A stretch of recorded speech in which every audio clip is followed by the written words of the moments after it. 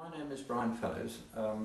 I became involved in Worfolk when the decision was taken to refurbish it. It's been in the ownership of the Society of Friends since 1905, and from about the 70s up till the mid 2000, it was run as a place for people to come and spend short breaks here. But gradually it needed refurbishment. It ran 40 years like that, and the committee came to the society, to the meeting, and said that they didn't feel that they could sustain it any longer because the bookings were dropping at the time. And there were a lot of people in the area meeting who felt that something should be done about it. So there was a review group, and that's when I got involved in running the review group. There were just three of us. And there were three options really. We looked at it over a period. One was to refurbish it just as it was. The second was to sell it, to move it on. And the third was to do something interesting with it. And it was just at the time when people in the society were getting interested in ecological issues. And so the exciting thing was to do it as ecologically sustainable within existing technologies we could. And the area meeting decided to go with that. So then I joined the development committee, and Tony was a member of that group. Tony, you must introduce yourself. Yes, my name is Tony Collins, and I've been coming to Worfolk for the past 40 years. So I remember the old Worfolk when there was gas cylinders outside and very small coal fires and storage heaters. And although it was very warm and comfortable, it was obvious that it needed updating drastically.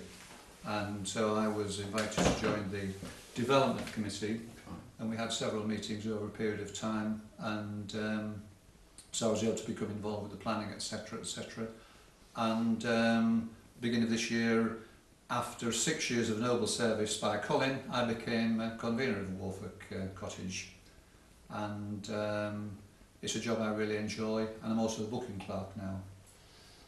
That's a really important job, isn't it? Because you have the face-to-face or the daily contact with all the people who come. It is, because I say get to talk to them not on the telephone. I sometimes come up here to meet them, and obviously over the internet as well. A lot of the bookings are made on the internet these days, and we have quite a varied group of people. We have the Scouts come here, we have a youth group come from Leeds, and it's always been popular for family reunions. You know, you get 3 generations of family come along, and that is, when you read the diary, they always talk about the very special atmosphere of Worfolk. We've no television here, we've no telephone, and sometimes children come here and when there's no television with almost trepidation, but after a few days the Worfolk atmosphere takes over, and that's expressed very succinctly in the diary. I think that we felt when we were beginning the development that whatever we did had to maintain the spirit of Worfolk. It's been very important to Quakers. It was one of the earliest places where Quakers met in 1669, and that's one of the reasons why the house is in the possession of the society, because it was bought in 1905, recognising that it had that special history. So the idea that this is a place where Quakers have come to over nearly 350 years was very important. So the brief for the architect was to create a beacon of sustainability, as green as it could possibly be within existing technology, but to preserve the essence of the peaceful, calm, lovely place that it is. So the outcome of that, really, quite apart from all the technology which we might get to talk about, was to build this wonderful extension, because this was the back part of the house. There was a little wooden a little wooden entrance lobby on the side, and that was taken out, and an L-shaped extension was built, including this this wonderful dining area, and a family room on the far side. And a key point about the extension was that it was to have a cedar roof. So although we were taking away the grass that was already here, we were replacing it with a carbon sink in the roof. So what was the experience within your working group? I mean, you've got a vast range of sustainable initiatives happening in this house, which we're going to go and look at. But within your group, did you have experience? No, very little. No. And of course, the first issue was we didn't even know what green actually meant. You know, we had to think about how we did that. But we were very fortunate because fairly early on we were thinking that we needed an architect to help us, and we came across Andrew Yates, who had been working on ecological development for 15 years and not actually making a huge amount of inroads. I mean, he'd worked hard to develop his ideas about sustainable architecture and had a very poor response. But he just previously, before we met him, he'd done a task for the Youth Hostels Association, refurbishing a youth hostel in Lockton. And a key point, I don't know whether you remember this, was when the development group was beginning to get together and we came across Andrew's name. We went to the Lockton Youth Hostel, and it was just so lovely. That the heart of it on this really grey December day was this wonderful log burning stove, and all that you explained what the technology was. And we were sold. We were sold. Yeah. So the brief to Andrew was to create, within the existing technology, a beacon to sustainability.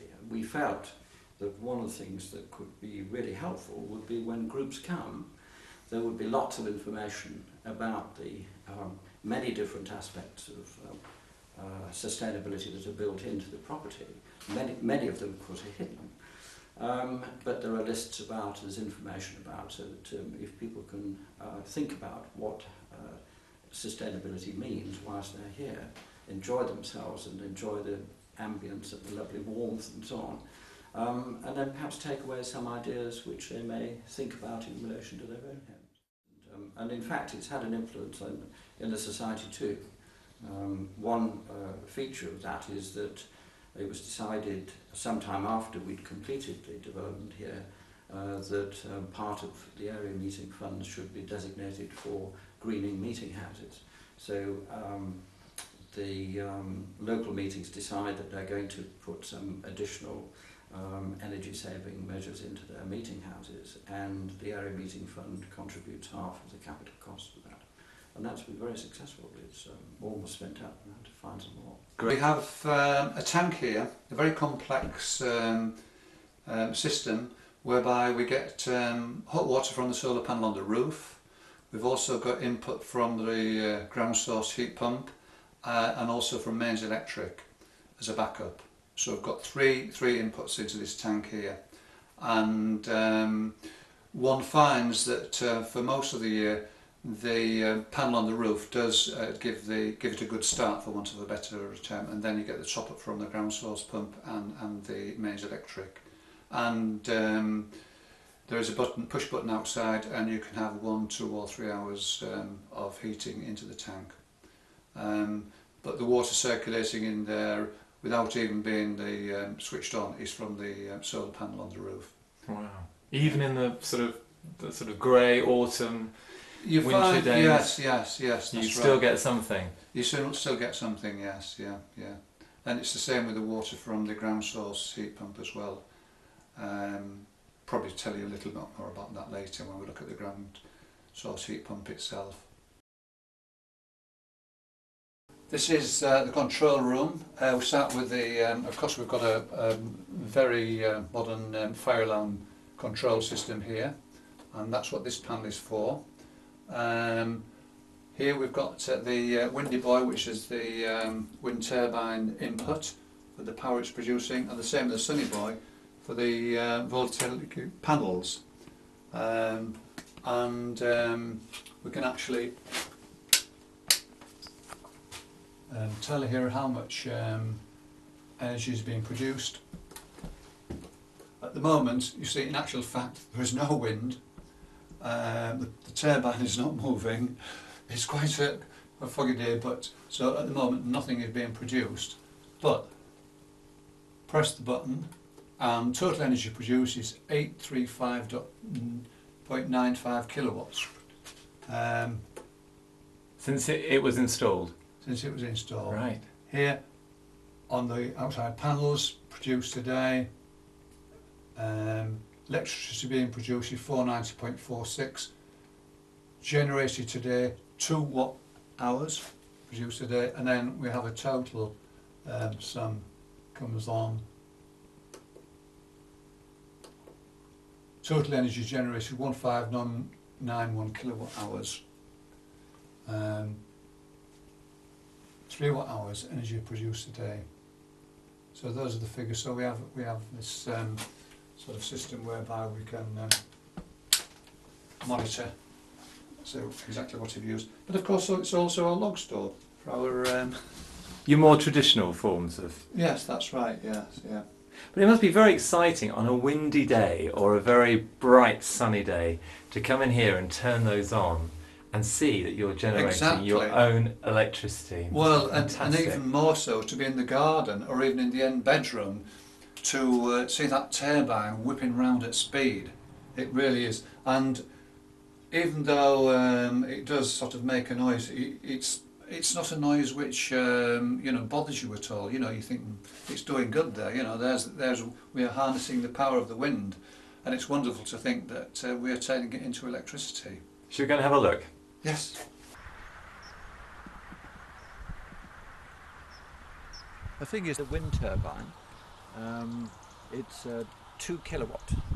That's its maximum output, is 2 kilowatt, and it cost something in the region of £11,000, and we got a 50% grant for that from the low carbon building programme.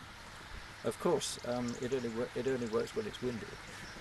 But the point about all these things is that they contribute contributing energy to the building.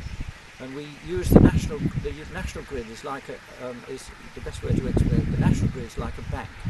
So when hot sunny day, wind turbine working fast, heat coming from the solar panels, that's and the ground source heat pump, it's producing too much energy that we need. So it's being pumped into the national grid. On cold, dry days when there's no wind, the energy need for the cottages is greater, so we draw it down as drawing money from the bank. Right. And of course the beauty of it is when the cottage is empty, when there's no one staying here, there's the wind turbine busy working away, producing electricity throughout the year. We sit at home with gale force winds, we think, that turbine's busy working up there. Brilliant. As you're lying in your beds at night and there's a gale going on outside, yeah. You can lie comfortably. And it's busy. Yeah. It's busy, yes, yeah. Heating in the cottage comes from the ground source heat pump. The ground source heat pump is here. You can't see it, of course. It's several metres under the ground. There are coils of piping which contain a fluid, and it's all joined up into a little control box in the cottage. But the ambient temperature from the earth, of course, is the ambient temperature in the cottage, because the warmth is transferred through pipes under the floor in the cottage. How it actually works is that the ambient temperature, as Brian said, is about 10 degrees centigrade throughout the year, about 7 to 8 feet down. It never changes, and so that is heat. And it works on the same principle as if you imagine you put something in a fridge, okay, and you take it out an hour later, and it's cool. That, whatever it was, a loaf of bread, whatever you put in the fridge, did have some heat, and so that heat has been transferred. Basically what the fridge has done is subtracted the heat and moved it to another place, i.e. into your kitchen or wherever, and that's what happens here. The heat it's a heat transfer system, and so at 10 degrees centigrade you've always got some heat down there to be moved, and that's how the ground source heat pump works basically. And within the house then, what kind of difference does that heat source make to the temperature of the house? In other words, could you keep it running on a sort of, I'm not talking about a freezing cold winter day because obviously you've got the log burner and other forms of heating, but would you need to have any other sort of heating if you had something like that on a sort of an average autumn winter day? People who come into the house, one of the very first things they say is that as soon as they go through the door, they can feel the warmth and the building hugs you. Now, I like that expression. You come in and you feel this ambient warmth all the way around you.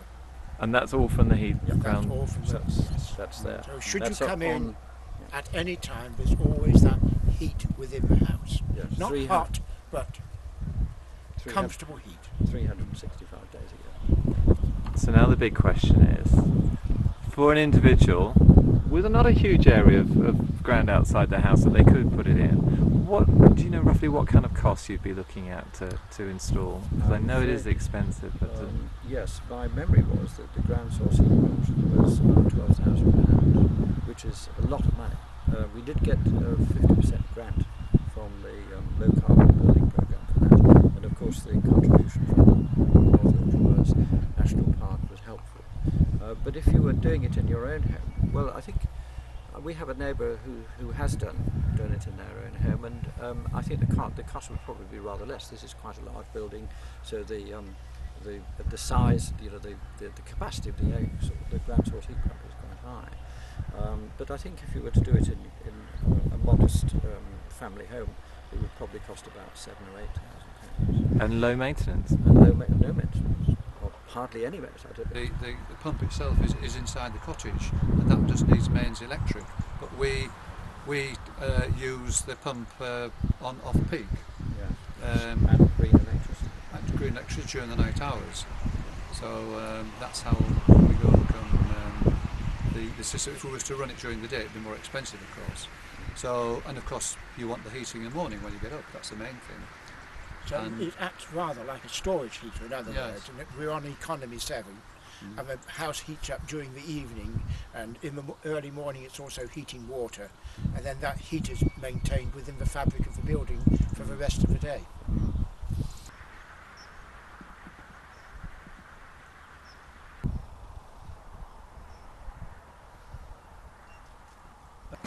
Another feature of this building, a new innovation, is that we do rainwater harvesting. So all the water that comes down from the gutters and so on comes into a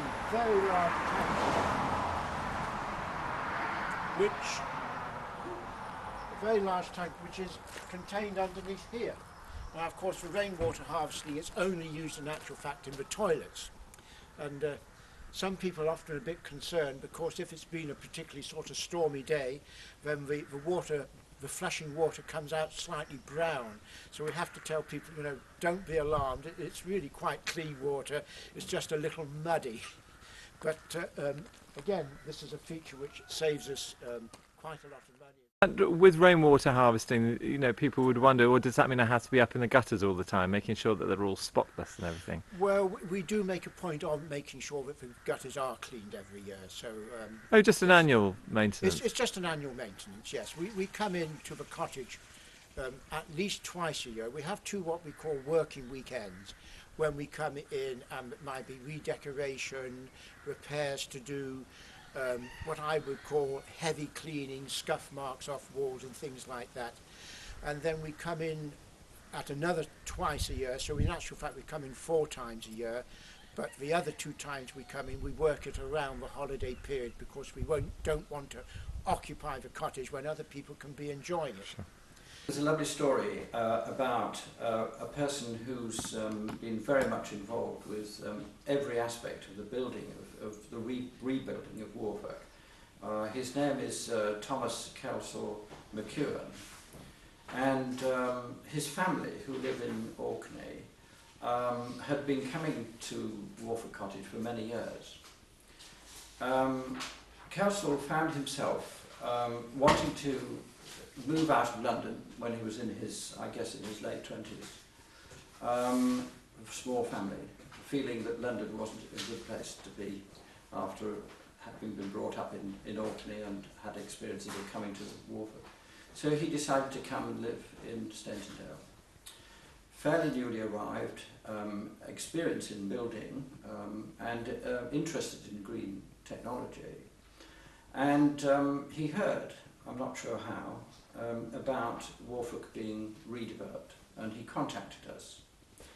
And it was just at the point where he was needing work, and we were looking for someone who was going to be around and local and helpful, because I think it was an important part of the vision that we used local people, we used local materials as far as we could.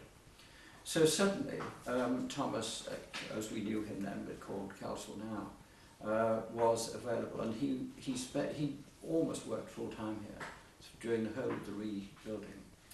Talking about the effects of doing what we've done, he was learning. His family were interested in ecological development and have been doing things with their own property in Orkney. So his family were interested, and Council was attentive to absolutely every aspect of the developing refurbishment, and people kept dropping by and asking him what was going on, so he was able to tell them. And so they'd say, well, perhaps you'd like to come and do some for us, you know. And the great thing is that he's really established himself as an ecological builder. His firm is now called Greener Building. And he established himself on the basis of just being around. When still here? He's still here. Oh, Yeah. right. He is still here, and he's on our management committee, Yeah. and we can call on him at any time if anything goes wrong. He only lives a mile down the road. He has been sustained by the village in employment. It's only a very, very small village, but his reputation has got around the area, and he has been maintained and sustained by the village since he's been here, and continues to be so. And he says he doesn't need any work outside the village. He has been fully employed. Yeah. And do you remember the story about the village hall, that they decided that they needed some work on the village hall? So in the light of what had happened here, they decided that council would be much involved, and they've done, I don't know what the actual aspects of it are, but they've had green elements built into their village hall. And I think this has also spread to some green elements, certainly inquiries of other village halls within the national park as well. Yeah. So he has had an influence very much locally and within the national park area. Yes. All down to Worfolk? Yes, All down to Worfolk. It was a happy coincidence, or somebody was guiding us and keeping watch over us. Absolutely. Thank you. So here we are in the snug, and tell us about this amazing wood burning stove that you've got here. Well, in actual fact, the aperture for the stove goes right the way through this very thick wall, so that when one is, the theory is that when one is in the other room, you can light a fire in here, and the heat from it travels through, because you have in the room next door, you would be looking at exactly the same view, the glass door with a fire, and the idea is that you have a fire and you can heat both rooms. We have, though, for economy's sake, divided it, so we have a fire brick wall halfway through the middle now, so we can have either a fire here or a fire in the other room, rather than having one really large fire which burns a lot of logs. So people tend to either gather in here on a night or next door, so we can have a fire either side. And of course these are kiln dried logs which we buy, and they burn to a fine ash. It is even though it's a wood burning stove, it's very efficient. You will find that in the morning there is just a very small pile of ash. There's very efficient in that respect, and the heat they throw out is really, really something special, in that you feel very comfortable around the fire in the night. You're not having to huddle around a thing like we used to do in the older days, where we had a fire about this size, it should probably take a log half that size. But I bet it's not many evenings when you actually need to light a log fire in this house, with the insulation and the ground source heat pump providing heat as well. Is it a bit of a sort of a luxury kind of? Yeah, I think we find, Colin, don't we, tend to light a fire on an evening. That's right. It is, as you say, it's a centre during cold winter nights, and it's just nice to sit round a fire. And it is a backup when it's really the weather is really severe.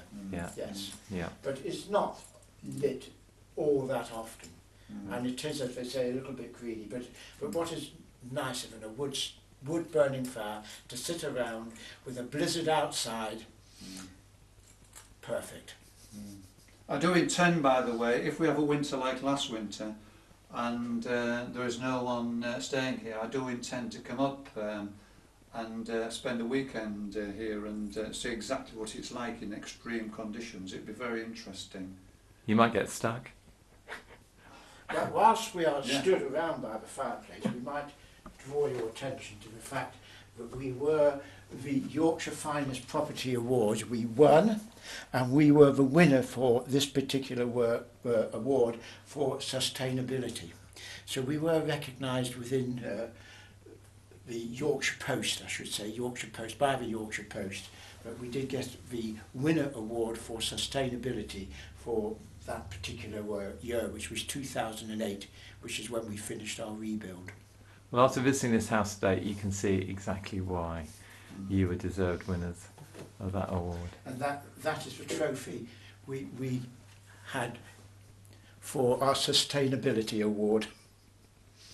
Well, thank you very much. It's been really fascinating being here today and seeing the whole range of initiatives that you've got in this house. I just hope it'll be an inspiration to others watching it, not only to come and stay here and see all the things, but perhaps to go back to their homes and start developing some of these ideas themselves. Thank you very much indeed. Thank you. Thank you.